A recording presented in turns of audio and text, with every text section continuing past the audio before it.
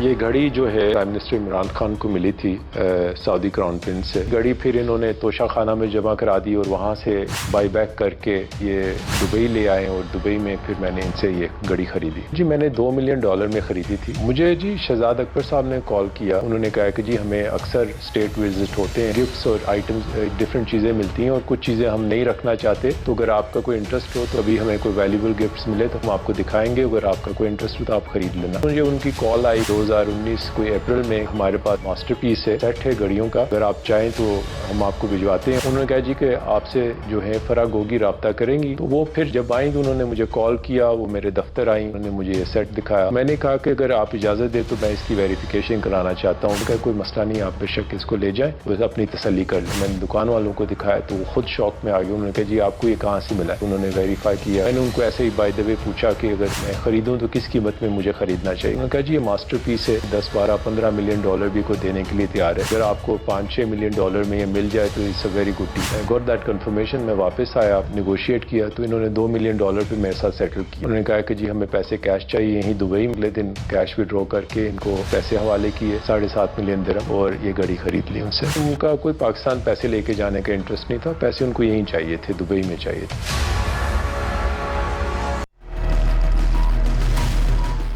अस्सलामुअलैकुम, मैं हूं सिद्रा मीर, आप देख रहे हैं प्रोग्राम 7 से 8। नाजरीन, घेरा तंग हो रहा है, इंकशाफात झूठ का पोल खोल रहे हैं। जिस तरह तहाइफ बेचकर मुल्क की साख को नुकसान पहुंचाया, अब उसका हिसाब देना पड़ेगा।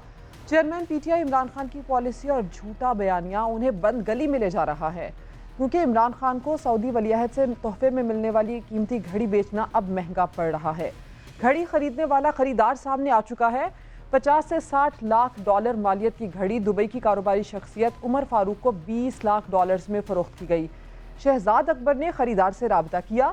फरा गोगी घड़ी बेचने के लिए दुबई गई। उमर फारूक के मुताबिक उन्होंने घड़ी की तस्दीक करवाई तो बताया गया कि 5 से 6 मिलियन डॉलर की डील अच्छी होगी। उन्होंने 7.5 मिलियन दिरहम कैश पेमेंट करके ये घड़ी खरीदी। पता ये भी इस बारे में चला है कि घड़ी खरीदने के बाद उमर फारूक से मुख्तलिफ फरमाइशें की जाती रहीं। इनकार करने पर पुराने केसेस खोले गए। शहजाद अकबर उनके खिलाफ कार्रवाई का मामला काबीना लेकर गए। केस चलाने के लिए इमरान खान को भी राजी किया गया। इमरान खान ने उन्हें पाकिस्तान लाने के लिए पूरी रियासती मशीनरी का इस्तेमाल किया। खरीदने के बाद फोन आता रहता था, कभी कभार छोटी मोटी डिमांड करते थे कि किसी को होटल बुक करा दो, किसी ने कोई शॉपिंग चाहे करनी है उसको पैसे दे दो। तंग आ गया, फिर थोड़ा सा मेरा ख्याल है मुझसे नाराज हो गया। पुराना केस था कस्टडी का, 2009 से चलता आ रहा है। शहजाद अकबर साहब ने जो पुराने बंद हुए थे वो इन्होंने दोबारा मेरे पे खोल दिए। जब मैंने उनको रिफ्यूज़ किया कि मैं मजीद आपकी कोई रिक्वेस्ट अकोमोडेट नहीं करूँगा, मेरे साथ इन्होंने केसेस का पलंदा शुरू कर दिया खोलना। ये वही शहजाद अकबर हैं जो कागज़ लहरा लहरा कर मुखालिफिन पर तनकीद करते थे, झूठे केसेस बनवाने के लिए मशहूर थे। वो अब तोशा खाना घड़ी केस में इमरान खान के फ्रंट मैन के तौर पर सामने आ रहे हैं। घड़ी के खरीदार उमर फारूक ने यह दावा किया है कि घड़ी उनके पास है।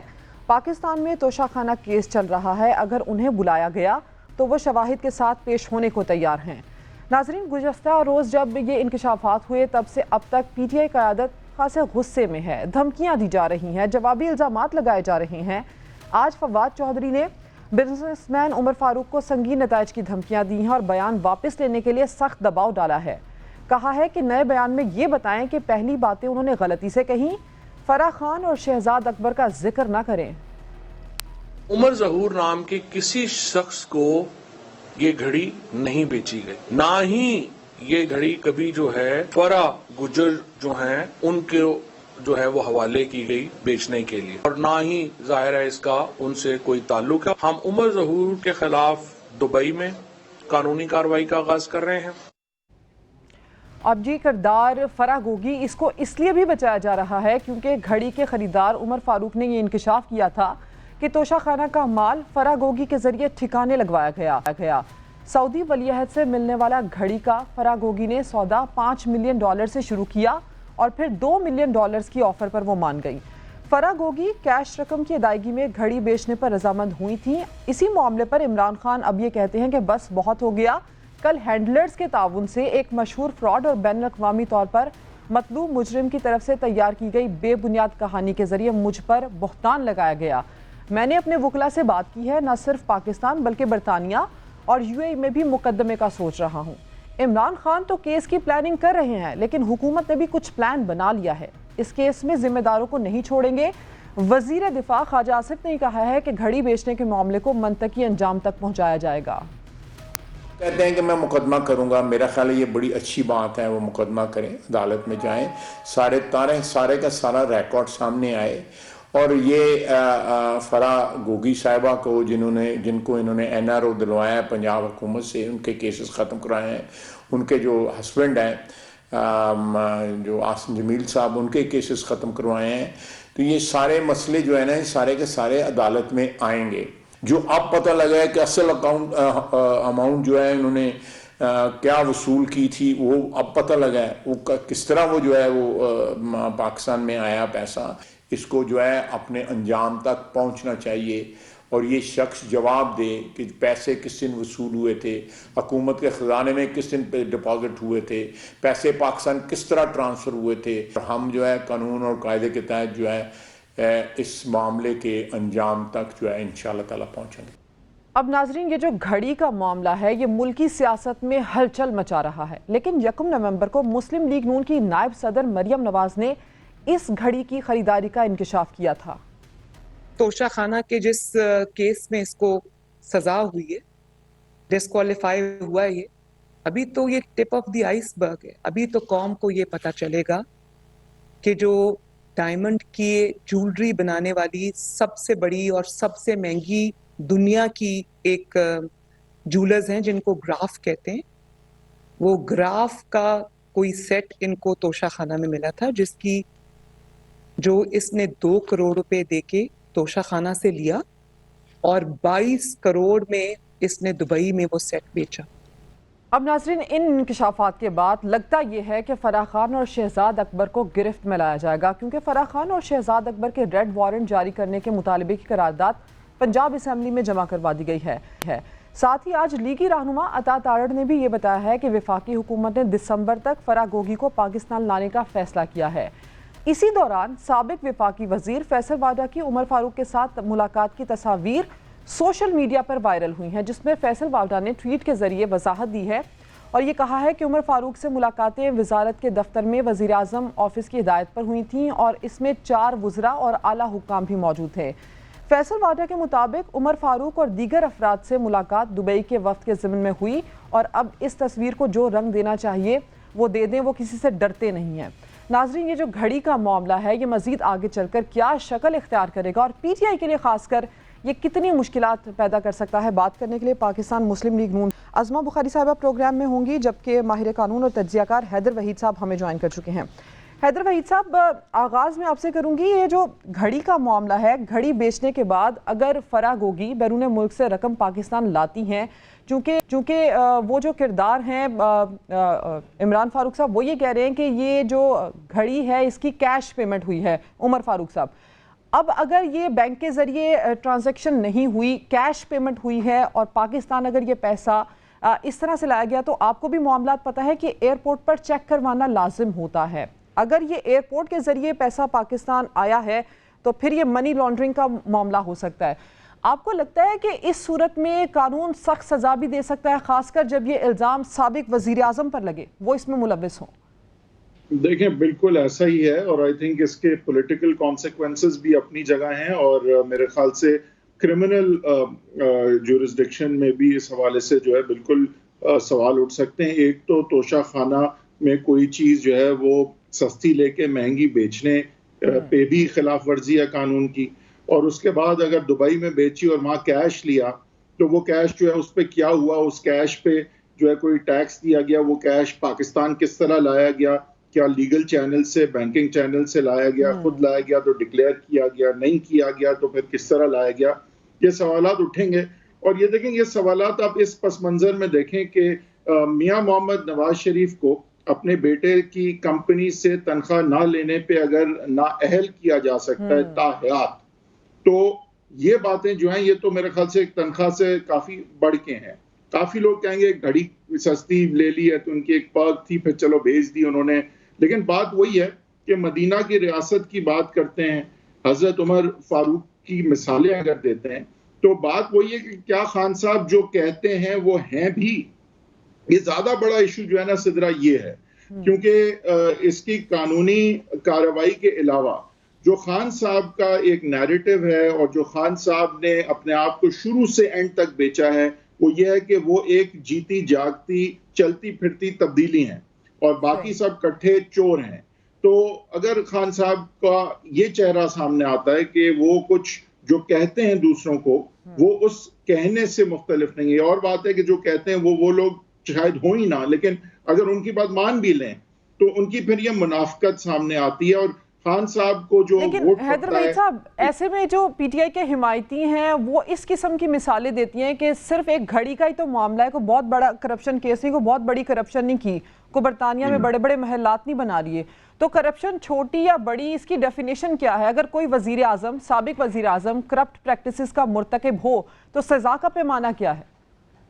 देखें मैं वही कह रहा हूं, देखें कानूनी कार्रवाई और अदालतों से सजा एक चीज है, उससे बहुत बढ़ के खान साहब के लिए एट स्टेक उनकी रेपुटेशन है, क्योंकि वो वो अपने आप को होलियर देन दाओ और एक जो है ना एक हायर स्टैंडर्ड पे रखते हैं कि मैं सबसे मुख्तलिफ हूँ, ये सारे इकट्ठे हैं, ये सब चोर हैं, ये पुराना पाकिस्तान है।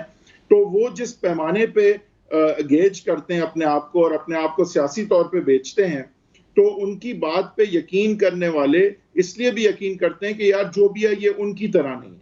तो अगर इन सारी बातों से फिर ये तासुर मिलेगा कि नहीं, जिस तरह का वो दूसरों को कहते हैं वो खुद लगभग उसी तरह के हैं। यानी कि हैदर वहीद साहब, आपकी बात का ये मतलब है कि खान साहब की जो प्रैक्टिकली पॉलिटिक्स है उसका मसला नहीं, जो बड़ी बड़ी मिसालें दी जाती हैं, एग्जाम्पल्स कुछ ज्यादा बड़ी सेट कर दी जाती हैं, वो असल मसला है?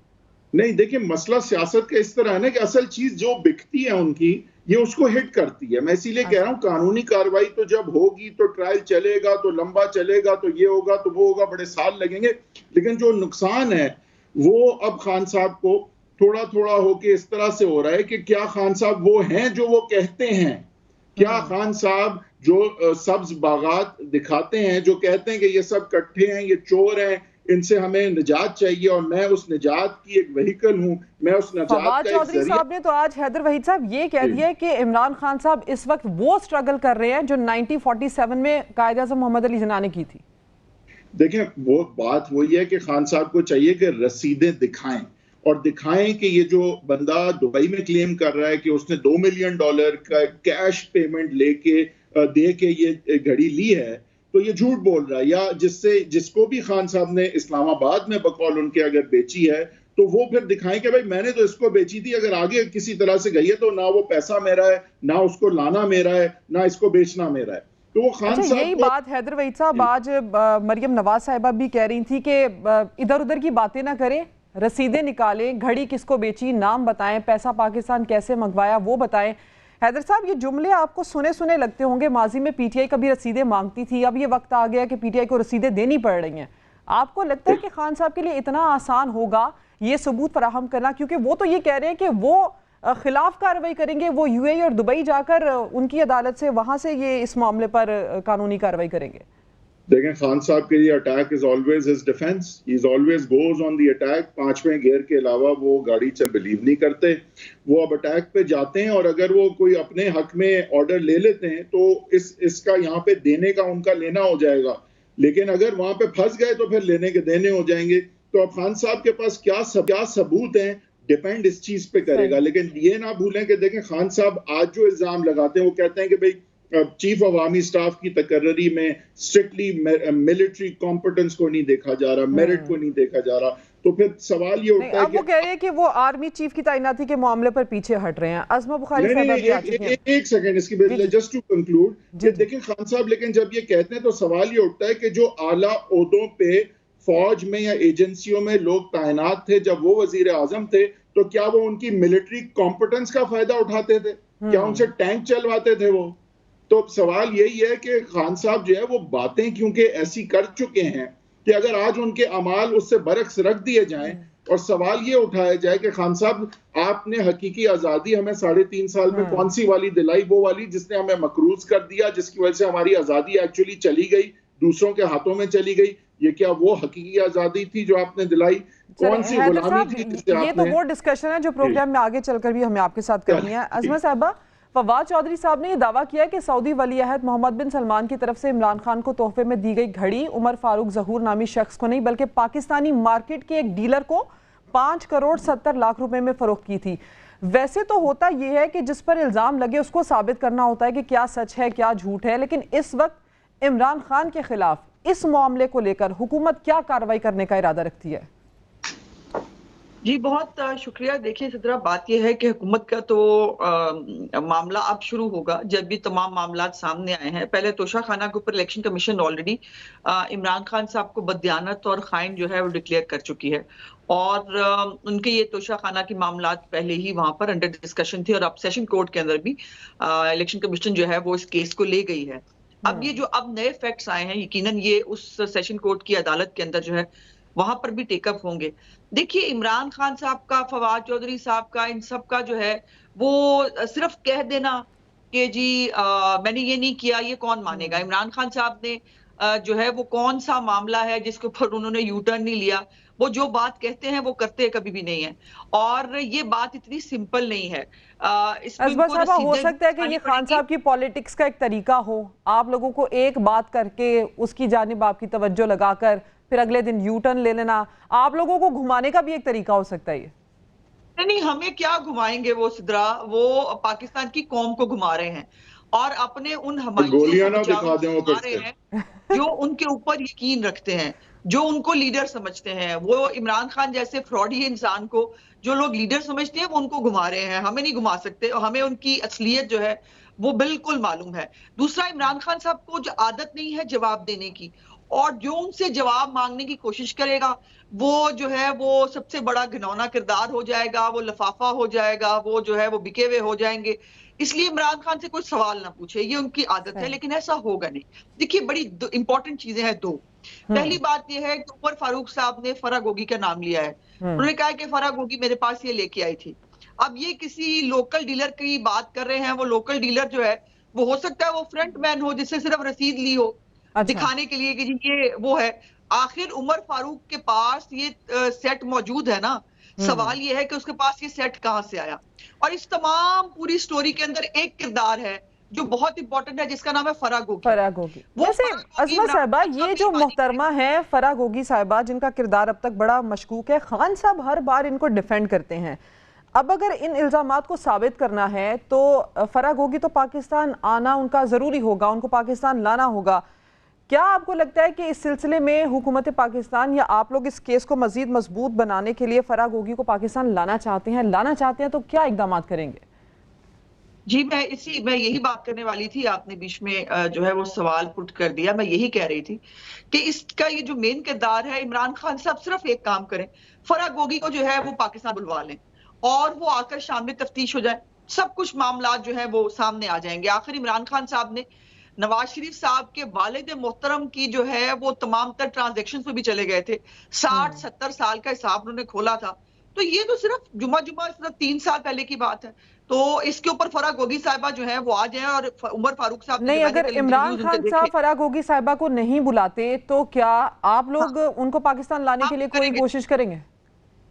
जी बिल्कुल करेंगे जी, और उनके लिए रेड वारंट्स जो है वो बिल्कुल अंडर डिस्कशन है और मुझे लगता है कि उनके रेड वारंट्स जो है वो जारी होंगे। बिकॉज ये छोटी बात नहीं है, ये एक घड़ी की बात नहीं है, ये पाकिस्तान की जो एक जग हसाई हुई है पूरी दुनिया के अंदर, जो इंटरनेशनल मीडिया इसके ऊपर जो कह रहा है, जो लिख रहा है, जो पाकिस्तान के जो डिग्निटरीज जो दोस्त हैं वो क्या सोच रहे हैं पाकिस्तान के बारे में कि पाकिस्तान में किस किस तरह के हुक्मरान जो है वो आके बैठे जिन्होंने ये हरकतें की।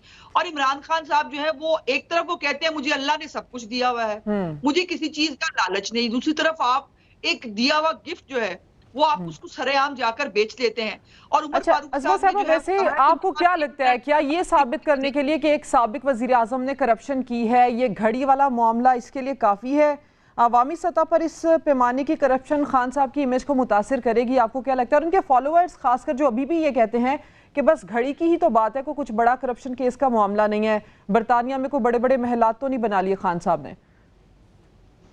देखिए, जिन महलात की वो बात कर रहे हैं उससे 3 गुना ज्यादा कीमत है। और ये घड़ी नहीं है, मैं यही आपको बताना चाह रही थी, ये सिर्फ घड़ी नहीं है। इसके अंदर एक डायमंड्स का पेन है, उसके साथ 2 सॉलिटेयर लगे कफलिंग्स हैं और एक सॉलिटेयर पेन लगी। तो 7 लाख में बेच दिया खान साहब ने। जी, ये पूरा सेट है जो इमरान खान साहब ने बेचा है और इसकी कीमत जो इस वक्त जो है वो मार्केट के अंदर बताई जा रही है वो अरब रुपए से ज्यादा है। इतने के तो फ्लैट्स नहीं है। अच्छा, आपकी इजाजत से जरा मैं हैदर वहीद साहब का कमेंट ले लूं। हैदर वहीद साहब, मुस्कुरा क्यों रहे हैं आप? पहली बात तो ये, और ये पेन की और कफीन की बात पे क्यों आप मुस्कुराए? मेरी बहन अज़मा जो है वो, उनको आई थिंक ये हो रहा है कि 5 मिलियन की 2 मिलियन में चीज मिल रही थी, इनको किसी ने नहीं बताया। बहरहाल ऑन द लाइटर साइड देखें, बात ये है कि मैं अज़मा से एग्री भी करूंगा, लेकिन मैं मेरे ख्याल से सिद्रा ये बात इससे भी बढ़ के बात ये है कि एक पाकिस्तान का बड़ा पॉलिटिकल लीडर, आप उसे पसंद करें ना करें, एक पॉपुलर बड़ा लीडर आज का जिस तरह से अपने आप को बाकियों से अलग और फर्क करता है, क्या वो फर्क, क्या उसकी ये नैरेटिव, क्या उसका ये 22 साल पुराना कहना कि मैं एक तब्दीली हूं, ये और सब रियासत मदीना की मिसालें देना, जी देखें वो सारी चीजें मिक्स है ना, लेकिन असल बात ये कि क्या खान साहब जो कहते हैं क्या वो हैं भी या नहीं। क्या खान साहब जो है उनका, क्योंकि बहुत सारे लोग खान साहब को इसलिए सपोर्ट करते हैं कि भाई ये उनकी तरह नहीं है या जो भी है उनकी तरह नहीं है। तो ये जब उनका बुत अगर टूटने जा रहा है इन चीजों की, क्योंकि एक घड़ी की बात नहीं, आप सही कह रही हैं कि ये एक घड़ी से नहीं होगा, लेकिन हैदर वहीद साहब, अभी कल ही की तो बात है कि खान साहब ने मुश्किल से अपना बयानिया तब्दील किया, वो पाकिस्तान की मईशत को लेकर फिक्रमंद हुए, उसी घड़ी ये घड़ी की बात आ गई। अगर वो अपना बयानिया तब्दील करते हैं तो देखिए वहां बड़ी इंपॉर्टेंट बात है कि देखें ये बात आप समझें सिद्रा कि शुरू से ये डोनाल्ड लू जो है उसका एक्चुअल नाम डोनाल्ड लू नहीं था, और अमेरिका जो है वो एक्चुअली अमेरिका नहीं था, वो बेसिकली जो है वो बेटी को सुना रहे थे बहू को सुनाने के लिए, क्योंकि वो बहू का नाम नहीं ले सकते थे। तो शुरू से खान साहब ने जो अमेरिका की बात की है, उन्होंने कहा चलो एंटी अमेरिकनिज्म का भी फायदा हो जाएगा और साथ साथ मैसेज जिसको देना है उसको मिल भी जाएगा, और जिसका नाम मैं नहीं ले सकता अभी, उसका नाम लिए बगैर मैं उनको तकलीफ दूंगा, ताकि वो ये समझें। साहब अभी कुछ ऐड करना चाह रही हैं? हैदर साहब, आपकी इजाजत से मैं सिर्फ एक बात ये कहना चाह रही हूँ जो सिद्रा ने सवाल किया था। देखिए सिद्रा, बात इमरान खान साहब हजरत उमर फारूक की मिसालें देकर जो है वो, यही मैं स्टार्ट में मेंशन कर रही थी कि शायद पॉलिटिक्स की खान साहब की का इतना मसला नहीं है, मिसालें वो कुछ ज्यादा बड़ी दे चुके हैं। नहीं तो पॉलिटिक्स से जुड़ी भी है ना सिद्रा उनकी रेपुटेशन। मुझे प्लीज बात पूरी करने दीजिए। मैं सिर्फ ये कह रही हूँ कि उन्होंने जो एक हाई मॉरल ग्राउंड्स अपने लिए सेट किए थे, एक तरफ वो कहते हैं मुझे अल्लाह ने सब कुछ दिया हुआ है, मुझे किसी चीज की जरूरत नहीं है, दूसरी तरफ आपको तोहफे बेचने की नौबत आप पे पेश आ जाती है, और अभी तो ये टिप ऑफ द आइसबर्ग है, अभी वो अलकादर यूनिवर्सिटी की जो ऐसे में अज़मा साहबा, हैदर वहीद साहब, ऐसे में ये समझ भी नहीं आती ना कि इनके जो वजीर हैं, इनके जो हिमायती हैं, वो ये कहते हैं कि खान साहब की तो एक एक टी शर्ट करोड़ों में बिक सकती है, तो वो टी शर्ट क्यों नहीं बेच ली उन्होंने? अज़मा साहबा देखिए, मैं यही बात पूरी करना चाह रही थी कि एक तरफ इमरान खान साहब कहते कुछ और हैं और कर कुछ और हैं। जो आपने सवाल किया था, मैं उस पर प्लीज बात करना चाहती हूँ कि क्या ये सिर्फ एक घड़ी की बात है, जिसका जवाब है नहीं, ये घड़ी की बात नहीं है, ये इमरान खान की असलियत है, ये उसका असल चेहरा है कि उसको जो है वो सिर्फ घड़ी नहीं, वो अरबों रुपए का तोहफा है जिसको इमरान खान ने औने पौने दामों बेचा। और ये भी अभी बात सामने आ रही है कि शायद पेमेंट भी जो है वो ये तोहफा बेचने के बाद गवर्नमेंट ऑफ पाकिस्तान के मुंह पे 2 करोड़ मारे और जो है वो 35 करोड़ अपनी जेब में डाले और चल दिए। तो ये मामला इतने सिंपल नहीं है। फिर उन्होंने कहा था कि मैंने इससे सड़क बनवाई। अज़म बुखारी साहब, एक तो आप अपनी बात भी मुकम्मल कीजिएगा, दूसरा उसी में मेरा सवाल ये है कि 1 नवंबर को मरियम नवाज साहिबा ने एक प्रेस कॉन्फ्रेंस की थी और इस घड़ी की खरीदारी का उन्होंने इंकशाफ किया था। क्या पहले से मालूमात थी आप लोगों के पास इस हवाले से? देखिए, ये तो बहुत अरसे पहले से मालूम है। ये जो तोशा खाना का केस जो है वो चला ही इसी मामले के ऊपर था कि पहले एक जर्नलिस्ट जो है उन्होंने ये स्टोरी जो है वो निकाली थी, राना इब्रार साहब ने, और उसके बाद ये चलती चलती हाई कोर्ट पहुंची, हाई कोर्ट से फिर ये जो है ये पार्लियामेंट हाउस तक पहुंची और वहां से फिर ये रेफरेंस जो है इलेक्शन कमीशन को गया। तो ये, लेकिन ये इसमें हुआ क्या था, इसमें किया क्या था, ये किसको बेची गई थी, ये जाहिर है ये अब आहिस्ता आहिस्ता चीजें सामने आ रही हैं। देखिए, मेरे 2-3 सवालात हैं। पहली बात ये है कि अगर इमरान खान साहब ने ये घड़ी जो है ये उमर फारूक को नहीं बेची, तो फिर जो है जिसको बेची उसकी मनी ट्रेल, मशहूर जमाना मनी ट्रेल और रसीदें जो हैं वो कौम के सामने पेश कर दें, उसको ट्वीट कर दें, सिंपल सी बात है। दूसरी बात यह है कि अगर ये उमर फारूक तक की घड़ी कैसे पहुंची अगर उन्होंने नहीं बेची, और फराह गोगी का इसमें किरदार क्या है। और जो स्टोरी उमर फारूक साहब बता रहे हैं उसके मुताबिक फराह गोगी ने कैश पैसे लिए थे। वो कैश पैसे जो है वो कहाँ गए? वो पाकिस्तान, अव्वल तो ये घड़ी, इतनी कीमती घड़ी पाकिस्तान से बाहर कैसे गई बगैर जो है वो डॉक्यूमेंटेड किए हुए, और फिर ये है कि ये पैसे जो है ये कैसे वापस लाए गए। आप आहिस्ता आहिस्ता ये परतें खुल रही हैं और ये चीजें सामने आ रही हैं। और अभी मैं देख रही हूँ कि फैसल वाडा साहब भी शायद नदीम मलिक साहब के शो के अंदर जो है वो चीजें बता रहे हैं। अब इनके अपने लोग बताएंगे, आप देखते जाइए कि ये जो चोरी चकारी जो ये मिलके हो रही थी ना, सारा कुछ वहां पे जो गैंग इकट्ठा था, ये अब खुद बोलेंगे, ये अब खुद बताएंगे कि इमरान खान कितना बड़ा पारसा है। और ये मिसालें देता रहा हजरत उमर की, और करतूत जो है इसके ये थे कि ये हरकतें कर रहा था। यहाँ हालात खान साहब के लिए आप समझती हैं कि ऐसे बन रहे हैं कि मुस्तकबिल करीब में उनके अपने भी उनका साथ छोड़ने वाले हैं? ये ऐसे ही होता है। देखिए, जब कोई कश्ती डूबती है तो फिर सामान उतारा करते हैं, और डूबती हुई कश्ती में जो है वो कोई नहीं बैठता। और इमरान खान साहब के जो मसाइल और जो उनके मामलात है ना, उसमें ये है कि इमरान खान साहब के सिर्फ 2-3 खानदान के लोग जो हैं वो जो है वो सब फ्रंट वुमेन भी थी, फ्रंट मैन भी थे, और वो सब कुछ काम कर रहे थे। आप मुझे बताइए, अलकादिर यूनिवर्सिटी की जो सैकड़ों कनाल की जमीन है वो फराह गोगी और इनके बीच में घूमती फिरती रही है, तो इसमें कोई उसको सफर क्यों करे? अगर इमरान खान ने अमरीकी साजिश का झूठा ड्रामा किया था और उसके ऊपर जो है वो लोग अब उनसे सवालात पूछ रहे हैं, तो कोई उसको सफर क्यों करे? इमरान खान की बेगम साहबा जो है वो हीरो के साथ कारोबार करती रही है, लोगों के ताले खुलवाती रही है, तो वो दूसरे सफर क्यों करे? और उसके बाद अब ये जो है आपने अपने तोहफे बेचकर आपने दुनिया को और पाकिस्तान की कौम को भी और पाकिस्तान के कवानीन का आपने मजाक उड़ाया। आपने कहा कि वो 5 करोड़ में बिकी आपको 35 करोड़ में थी, और आपने 2 करोड़ रुपया पाकिस्तान की हुकूमत को दे के आपने बड़ा कारनामा सर अंजाम दिया। तो फिर जाहिर है ये मामलात होंगे तो सबको देखना तो पड़ेगा। अज़मा साहिबा, ये तो आपने सवालात सारे रेस कर दिए हैं, कानून इस पर क्या कहता है? हैदर वही साहब, फवाद चौधरी साहब ने भी आज ये कहा है कि आर्मी चीफ और वजीर आजम समेत हुकूमती ओहदेदारान को जो तोहफे गुज़श्ता 30 सालों में दिए गए हैं उसकी तोशाखाना की फहरिस्त मंजर आम पर लाई जानी चाहिए। ऐसा हो सकता है क्या, आप समझते हैं? और दूसरी बात ये, अगर ऐसा होता है तो फिर मामला तो सबके खुलेंगे। नहीं, अगर ऐसा हो जाता है तो जाहिर है फिर सबका पता चलेगा, और इस हद तक तो वो हक बजाने में कि सबकी जो है वो बातें सामने आए। और अगर किसी ने कुछ किया है तो हैदर साहब एक मिनट देखिए, हमारे साथ ये कर चुके हैं। आपको याद होना चाहिए कि जो जब ये हुकूमत में आए थे, हमारे तो जो वजीर आजम हाउस के बाथरूमों की टूटियां भी गिनी गई थी, भैंसें और गायें भी जो है वो भी गिनी गई थी, गाड़ियों की भी ऑप्शन हुई थी। और नवाज शरीफ साहब ने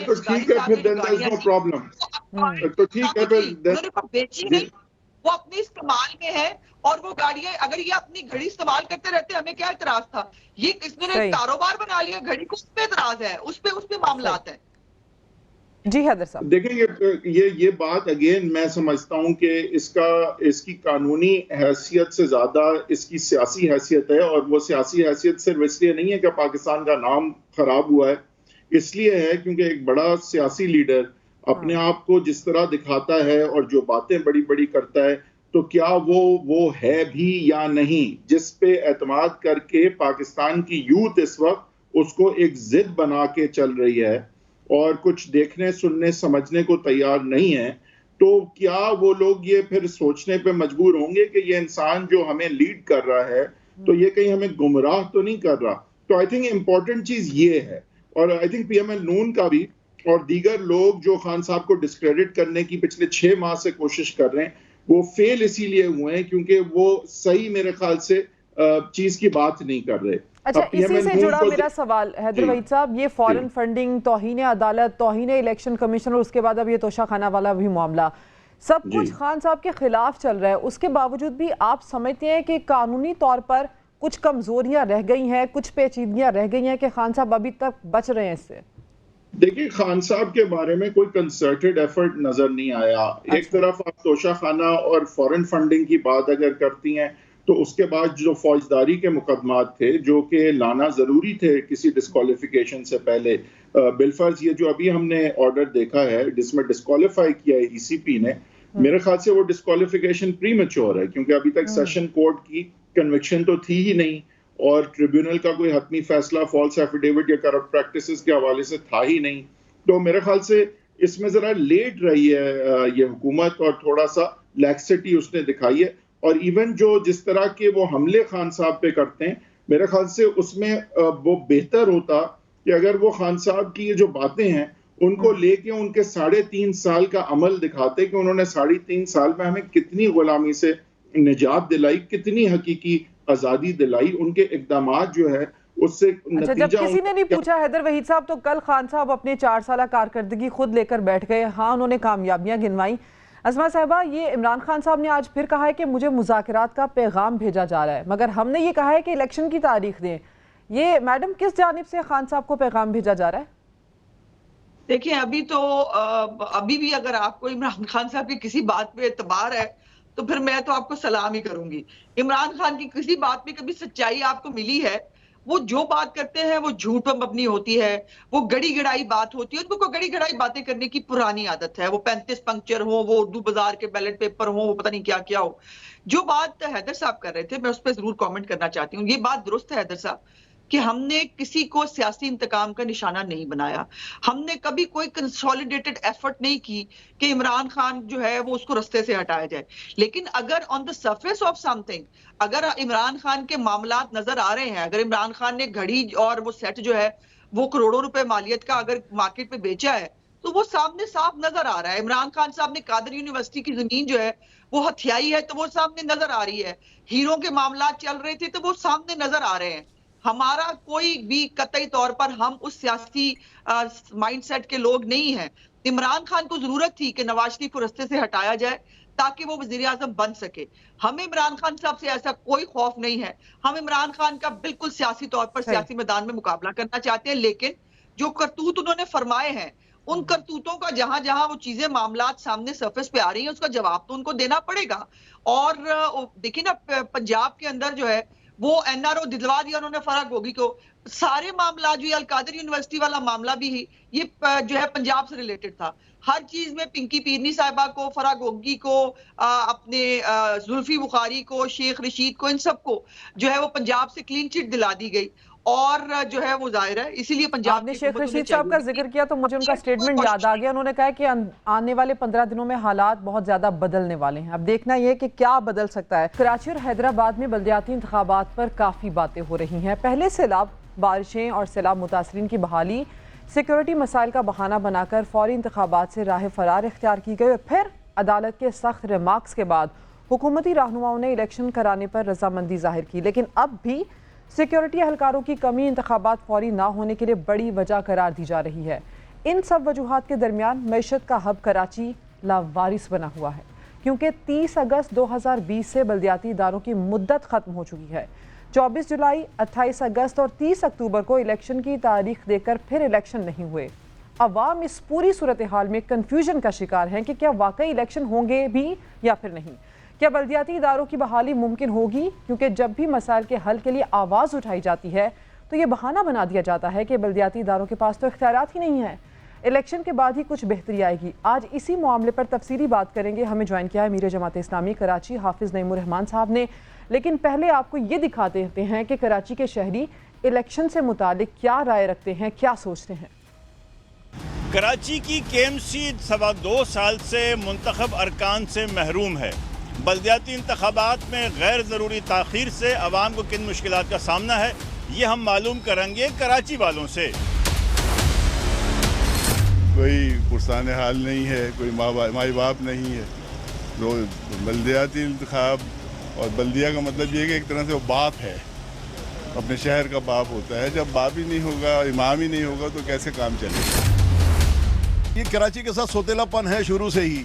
63 साल मेरी ज़िंदगी हो गई है, मैं यहाँ देखता आ रहा हूँ कि बल्दियाती निज़ाम, सूबाई गवर्नमेंट नहीं चाहती कि हमारी मोहताजी से ख़त्म हो। कोई एडमिनिस्ट्रेशन में पता ही नहीं है कौन, पर पता ही नहीं है। हम दरखास्त दे तो किसको, तो यूसी पे जाते तो यूसी वाले बोलते जी हमारे पीछे का निज़ाम नहीं है, पीछे गाड़ियाँ नहीं है, सर्विस का निज़ाम इतना ख़राब है, 2-2 महीने तक पानी खड़ा है, गाड़ियाँ नहीं आती सही करने के लिए। हम जब कंप्लेन करते तो कुछ सुनवाई नहीं है। तब पता चलेगा ये काउंसिलर है, ये यूसी है, चेयरमैन है, तो मसाइल तो हल होंगे ना। जब कंप्लेन उनके पास जाएगी तो करके देंगे, कंप्लेन होगी तो जब करेंगे ना। अब जब कंप्लेन ही नहीं पता किसको देनी है किसको नहीं, तो पता ही नहीं है। जो अभी मौजूदा हुक्मरान बैठे हुए हैं, जो पार्टियां बैठी हैं, उनको यही डर है कि भाई हमें वोट तो मिलना नहीं है, क्योंकि उनको तो आवाम ने आजमा लिया। इसी डर की वजह से वो इसको बार बार मुलतवी कर रहे हैं और इसको होने नहीं दे रहे। ये भी हो रही है कि गटर जो है ना, घर के भी भर रहे हैं, बाहर भी भर रहे हैं, और ये सारा गंद हो रहा है और इतनी बीमारियां फैल रही है। बच्चों को कहीं कुछ को टाइफाइड हो रहा है, किसी को कोरोना हो रहा है, किसी को हो रहा है ना बुखार।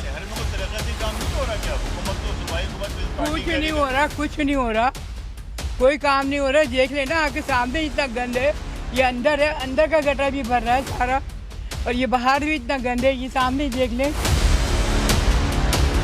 बल्दियाती इंतखाबात में जितनी ताख़ीर हो रही है, कराची वालों में एहसास महरूमी भी उसी तेज़ी के साथ बढ़ रहा है। कैमरामैन मोहम्मद आतिफ के साथ खुर्शीद आलम, समा, कराची। ये रिपोर्ट दिखाने का मकसद था कि जो अवामी नुमाइंदगान हैं उनको एहसास हो सके कि कराची के अवाम किस कदर इस वक्त अजियत से दो चार हैं। हाफिज़ नईमुर रहमान साहब, बेहद शुक्रिया आपके वक्त के लिए।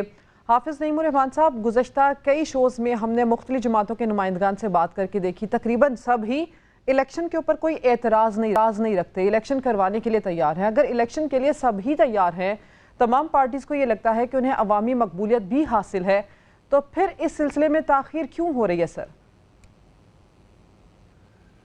देखिए, हुकूमत नहीं चाहती और ये पार्टियां भी नहीं चाहती।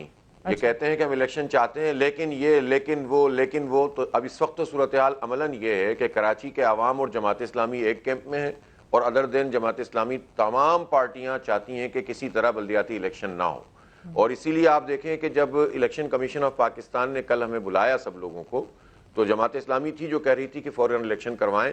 तो उस वक्त पीपल्स पार्टी ने भी कहा कि हम नहीं करवा सकते, MQM ने भी कहा कि नहीं होने चाहिए, होने तो चाहिए लेकिन ये हो वरना नहीं होने चाहिए।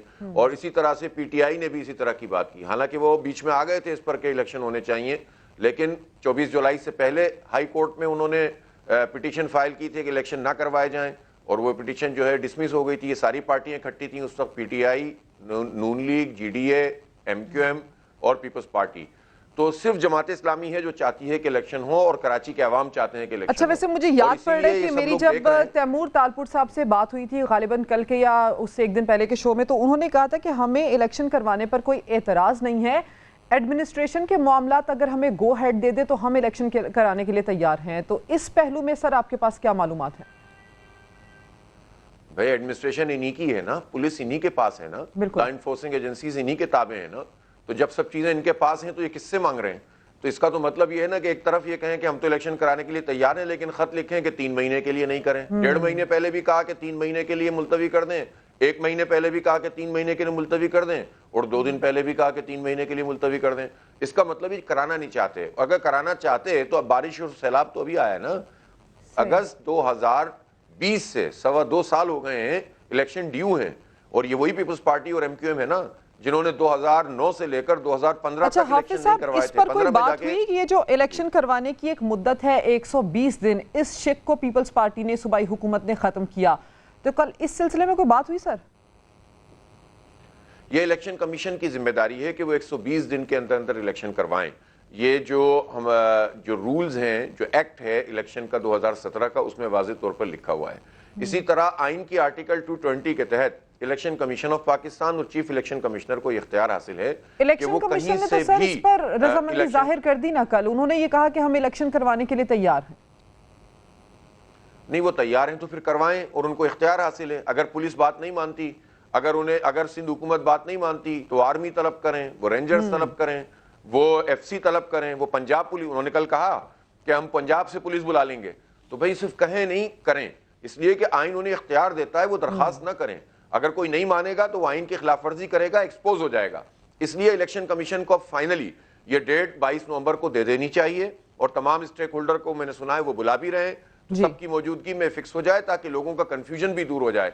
देखें, लोग बुरी तरह परेशान हैं। आपने अभी रिपोर्ट भी देखी है ना गली मोहल्लों के मसले हैं। कोई बिल्कुल हाफिज साहब, बल्दियाती इदारों की जब मुद्दत खत्म हो चुकी है तो अवाम को यही नहीं पता कि वो किसी मुतलका इदारे में जाकर अपनी शिकायत भी दर्ज करवा सकते हैं। नहीं तो अगर अवाम के पास यही इख्तियार नहीं है कि वो अपनी शिकायत किसी मुतलका इदारे को बता सके तो मसाइल कैसे हल होंगे सर? एग्जैक्टली यही बात है। असल में मसला ये है कि ये जमहूरियत का राग तो अलापते हैं, लेकिन आप ही मुझे बताएं कि पीटीआई हो, पीपल्स पार्टी हो, नून लीग हो, एमक्यूएम हो, ये जितनी भी पार्टियां हैं इनके पास मैंडेट है, ये बड़ी बड़ी पार्टियां ये कभी भी बल्दियाती इलेक्शन नहीं करवाना चाहते। और जमहूरियत दुश्मनी है, चूंकि खानदानों पे चलते हैं, डिक्टेटरशिप पे चलते हैं, वसीयत पे चलते हैं, विरासत पे चलते हैं, तो ये अपनी ही पार्टी के लोगों को भी अगर वो जीत रहे हो ना तो नहीं जीतने देना चाहते, निचली सतह पर इख्तियारात मुंतकिल नहीं करना चाहते। तो ये जमहूरियत दुश्मनी, अवाम दुश्मनी और स्पेशली कराची के साथ तो बदतरीन दुश्मनी है जो पीपल्स पार्टी और एमक्यूएम कर रहे हैं। और जा जाकर ये कहते हैं कि जनाब नहीं होना चाहिए इलेक्शन। अगर इख्तियार का मसला है तो इख्तियार क्यों नहीं ले लिया? जब बिक रहे थे उस वक्त एक मरतबा फिर चौराहे पे बैठ गए थे कि कोई हमारी कीमत लगाए, तो उस वक्त एमक्यूएम को चाहिए था ना, कहते कि हम उस वक्त तक वोट नहीं डालेंगे इसमें रिजीम चेंज में जब तक के ये इख्तियारात नहीं मिलते। उस वक्त क्यों नहीं अड़े? अगर 2 दिन के लिए बैठ जाते, 2 दिन में असेंबली का इजलास होता, इख्तियारात आ जाते। तो ये तो मिलजुल कर जो है ना मिली भगत कर रहे हैं, इख्तियारात दे नहीं रहे और इख्तियारात का बड़ा बना सियासत के अंदर ना पॉपुलैरिटी का एक जो अंसर है ये बड़ी हद तक शामिल हो चुका है। पीपल्स पार्टी अलग ये कह रही है कि वो एक मकबूल जमात है, एमक्यूएम अपनी जगह पे मुतमईन है कि उनकी मकबूलियत का तासुर दिया जा रहा है। क्या इलेक्शन में दोनों जमातों को शिकस्त हो जाएगी? क्योंकि आप भी एक बड़ी मजबूत कैंपेन चला चुके हैं। देखें, अगर ये इतने मकबूल होते ना तो इलेक्शन करा देते। इनको तो पता है, ये देखें बिल्कुल नविश्ता दीवार जिसे कहते हैं ना, राइटिंग ऑन द वॉल, ये बिल्कुल लिखा हुआ है कि एमक्यूएम तो फिजल आउट हो रही है, खत्म हो रही है, अपने मंतकी अंजाम तक पहुंच गई है। और जो लोग भी इसमें हवा भरना चाहते थे वो हवा भी नहीं भर पा रही। जो मुर्दा घोड़े में जान डालना चाहते हैं वो मजीद मुर्दा होता चला जाता है और सड़ता चला जाता है। अच्छा, पीपल्स पार्टी वैसे ये कह रही थी, पीपल्स पार्टी का मौकिफ ये है कि जब भी इंतखाबात होंगे हम जमात इस्लामी को आसानी से शिकस्त दे देंगे। नहीं, वो दे दें शिकस्त, इंतखाब करा दें ईमानदारी के साथ, तो हमें क्या एतराज है भाई? मैं ये थोड़ी कह रहा हूं कि भाई जबरदस्ती हम जीतेंगे, लेकिन आप इंतखाब कराएंगे तो आप शिकस्त देंगे ना, आप दे दें हमें शिकस्त। लेकिन आप डर रहे हैं, खौफ खा रहे हैं। आपको मालूम है कि जगह जगह आप पूरे कराची में एक ही आवाज है कि जमात इस्लामी का मेयर आना चाहिए, तरक्की का सफर वहीं से शुरू होना चाहिए जहां से नेमतुल्लाह खान साहब ने छोड़ा था। लोगों को याद है कि नेमत साहब के जमाने में किस तरह कराची आगे बढ़ा था। अब एक मरतबा फिर कराची को जमात इस्लामी की जरूरत है। तो ये बात पीटीआई के लोग भी कह रहे हैं, पीपल्स पार्टी के लोग भी कह रहे हैं, एमक्यूएम के लोग भी कह रहे हैं। तो यही चीज तो इनको खौफजदा कर रही है। और ये सर्वे मैंने तो नहीं किया था, ये तो अवामी राय का सर्वे था जो पिछले दिनों किया है और उसमें लोगों ने बता दिया है कि हम जमात इस्लामी को चाहते हैं। अच्छा हाफिज रहमान साहब, अभी ये जो हालात हैं जी, इन हालात को देखते हुए आपको रवां साल तो इलेक्शन मुश्किल लग रहे हैं, ये हालात उस जानिब इशारा दे नहीं रहे। आप क्या समझते हैं कि आइंदा साल की इब्तिदा में बल्दियाती इंतखाबात हो सकते हैं? आपको इंतखाबात होते नजर आ रहे हैं? देखें, वैसे तो इलेक्शन कमीशन ऑफ पाकिस्तान ने सिंध हाई कोर्ट में जो प्रोसीडिंग हो रही थी 2 दिन पहले, उसमें कहा कि हम 15 दिन में इलेक्शन 15 दिन में। और कल भी जो इलेक्शन कमीशन में बात हुई तो उन्होंने कहा कि हमें तो इलेक्शन कराने में मसला नहीं है, लॉ इन्फोर्सिंग एजेंसीज का मसला है। अब बात यह है कि पुलिस ने जो अपना रिकॉर्ड दिया सिंध हाई कोर्ट में भी और इलेक्शन कमीशन के सामने, उसी में गलत बयानी से काम लिया गया। उन्होंने ये कहा कि जो उन्होंने कैलकुलेशन की सेंसिटिव और मोस्ट सेंसिटिव पोलिंग स्टेशन की, उसके मुताबिक 25,000 एहलकार चाहिए था। अच्छा। अब वो ये कहते हैं, खुद कहते हैं कि 40,000 एहलकार कराची में पुलिस के मौजूद हैं, लेकिन 17,000 का शॉर्टफॉल है। क्यों शॉर्टफॉल है 17,000 का, जबकि 40,000 मौजूद हैं? अगर आपने 15,000 भी भेज दी है इंटीरियर सिंध में, जो कि झूठ है, गलत है, कौन सा पुलिस वाला आपको वहां पर नजर आता है? जैबाबाद में, शिकारपुर में, खैरपुर, नातनशाह में, कहीं पर भी नजर आता है? तो चलो मैं हम उनकी बात सच भी मान लें तो भी बाकी बचते हैं ना जनाब। हाफिज रहमान साहब, आपका अपना अंदाजा क्या है? आपको क्या लगता है कि इलेक्शन कब तक हो सकते हैं? मेरा तो ख्याल है कि इलेक्शन अगले 15 दिन में भी हो सकते हैं, 30 दिन में भी हो सकते हैं, 45 दिन में। मैंने वहां पर यह बात कही कि भाई चलें, हम आपकी बात भी मान लेते हैं, आप कोई ऐसा रास्ता निकालें कि जिसमें डेट फिक्स करें और डेट फिक्स करने के बाद सब इसको अंडरटेकिंग दें। 45 दिन भी अगर आप कहते हैं तो कराची के लोग कबूल कर लेंगे, लेकिन अंडरटेकिंग दें लोगों को। मैंने तो इलेक्शन कमीशन से भी कहा कि रहमान साहब, प्रोग्राम में आपने तफसीली गुफ्तगू की, आपने शुक्रिया। नाज़रीन, प्रोग्राम का वक्त खत्म हो गया, आपसे मुलाकात होगी कल दोबारा, अपना ख्याल रखिए।